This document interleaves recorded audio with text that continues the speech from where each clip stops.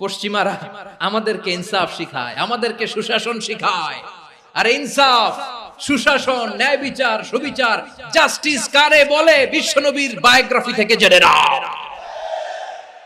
এই ছিল বিষ্ণু ঈসা ইসলামের আদালতের নমুনা।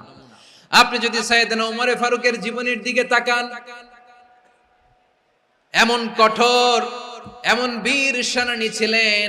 সাইয়েদনা ওমর ফারুক যদি রাস্তার এই মাথা দিয়ে হাঁটা শুরু করতেন, শয়তান ওমর ফারুককে দেখলে ওই রাস্তা রেখে দিয়ে অন্য রাস্তা দিয়ে হাঁটতো। সুবহানাল্লাহ। ওমর ফারুক রাদিয়াল্লাহু তাআলা কি পার্সোনালিটি ছিল, কি পার্সোনালিটি।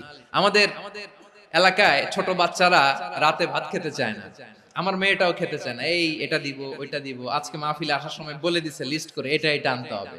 তো ছোট্ট বাচ্চাদের অনেক বায়না থাকে, ওরা রাতে খেতে চায় না। তো মায়েরা বিভিন্ন ভয় দেখায়, এই বাঘ আসবে, বাঘ আসবে খাও, এই ভূত আসবে, ভূত আসবে খাও। আপনারা কি বলেন চট্টগ্রামে? ভূত, ভূত, ভূত আসবে, বাঘ আসবে, খাও খাও খাও, তাড়াতাড়ি খাও। তো বাচ্চারা এগুলো শুনে ভয়ে খেতে শুরু করে। মদিনার জমিনেও একই ঘটনা ঘটতো। মদিনার ছোট্ট ছোট্ট সোনামণিরা খেতে চাইতো না। তো মায়েরা বলতো, হা হুয়া ইয়াতি উমর, হা হুয়া ইয়াতি উমর, ওই যে উমর আসতেছে, উমর। ওমরে ফারুকের কথা শুনলে বাচ্চারা একেবারে ঠান্ডা। প্রভু তুমি বলেছ রাসূল দেবে না, বলনি দেবে না ওমর, বলনি দেবে না হামজা তারি, খালিদ বিজয় সমর। প্রভু তুমি বলেছ রাসূল দেবে না, বলনি দেবে না ওমর, বলনি দেবে না হামজা তারি, খালিদ বিজয় সমর। প্রভু তুমি বলেছ রাসূল দেবে না। আল্লাহু আকবার।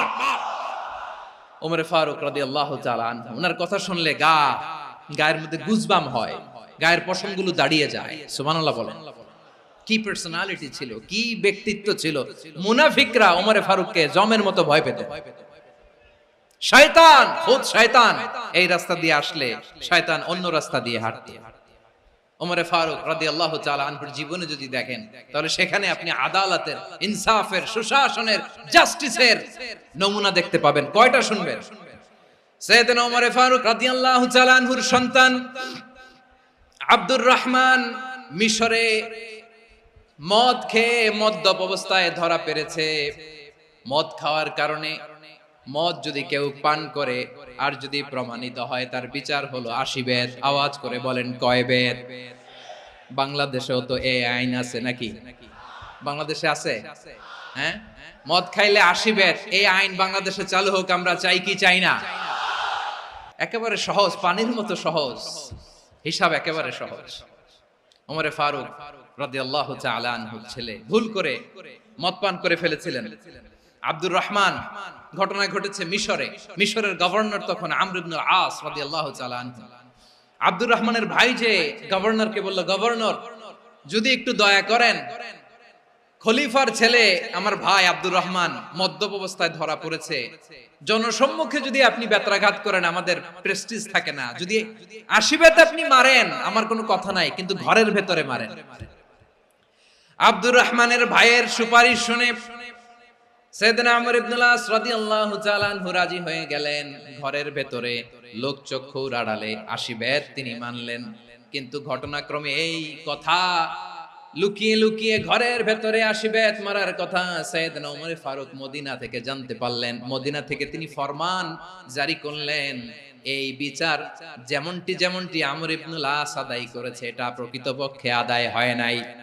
আসো সবাই মদিনায় আসো, আমর ইবনে আস মদিনায় আসো, আব্দুর রহমানও আসো, সবাই আসো, জনসম্মুখে এই বিচার কার্যকর করতে হবে।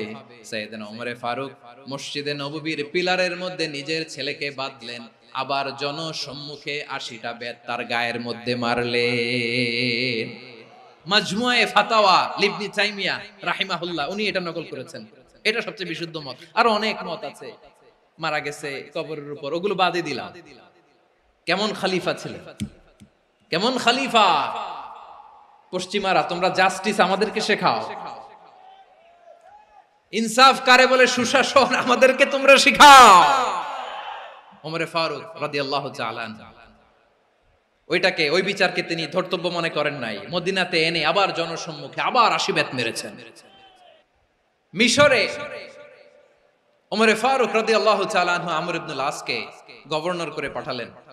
সেখানে আমর ইবনুল আসের ছেলে একটা প্রতিযোগিতায় রানার আপ হয়েছে, এক মিশরি সেখানে চ্যাম্পিয়ন হয়েছে। রানার আপ বুঝতে পেরেছেন তো?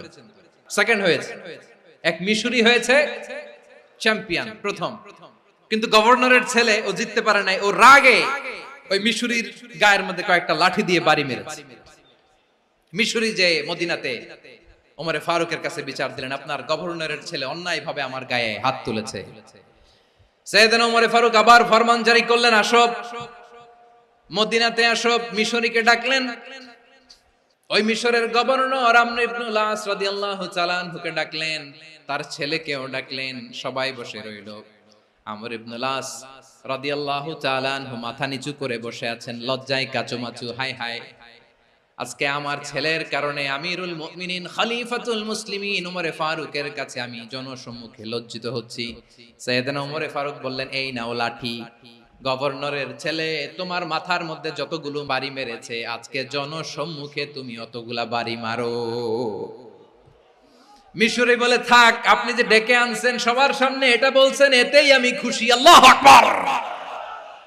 আপনার মহানুভবতা দেখে আমি খুশি, আর অপমানের দরকার নাই।